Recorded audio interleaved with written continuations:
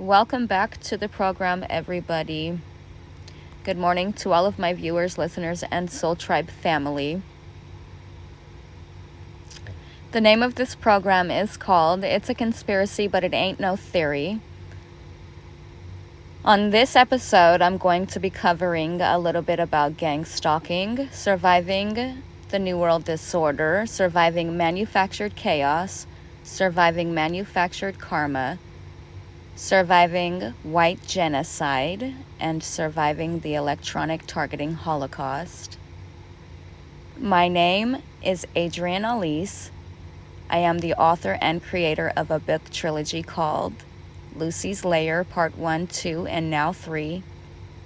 Lucy's Lair is a book trilogy reflecting my life as a survivor of rape culture, child sex trafficking, and psychological gas chambers. How crazy! Overview of harassment methods used by FBI's COINTELPRO counterintelligence program, Operation Gladio, covert community recruits and stay-behind armies, or instruction manual for community gang stalkers. Dang! Talk about doing the most. That is crazy. So, when a misogynist constantly makes women compete with each other, it's a sign of insecurity. And the harder they make you compete with other women, the more jealous they are of you.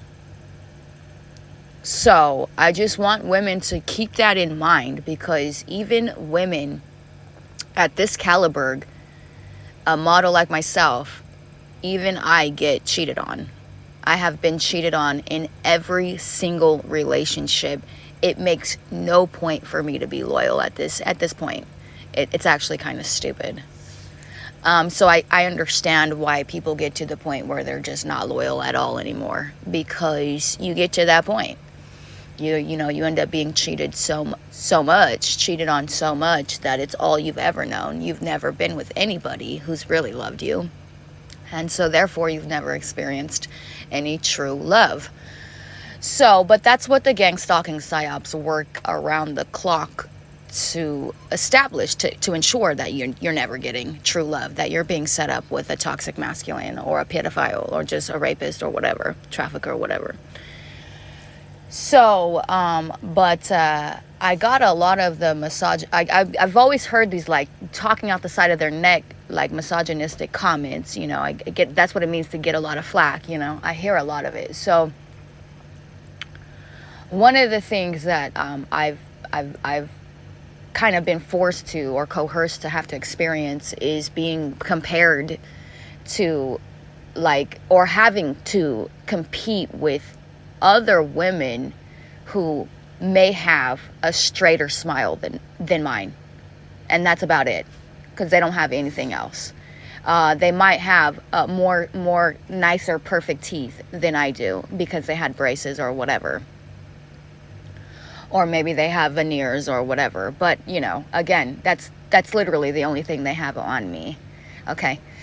And it's not that serious, in my opinion. It's really not that serious. I'm not going to compete. If that's what we're competing for, then go ahead, by all means. He can have you, girl.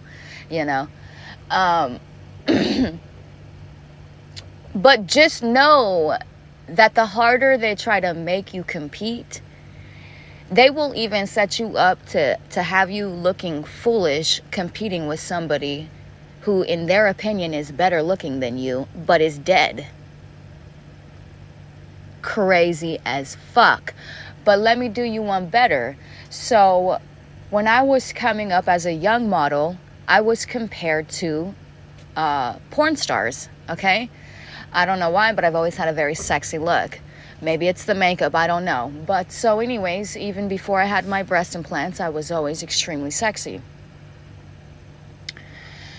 And so I have to be very careful, that's just how I am naturally. And so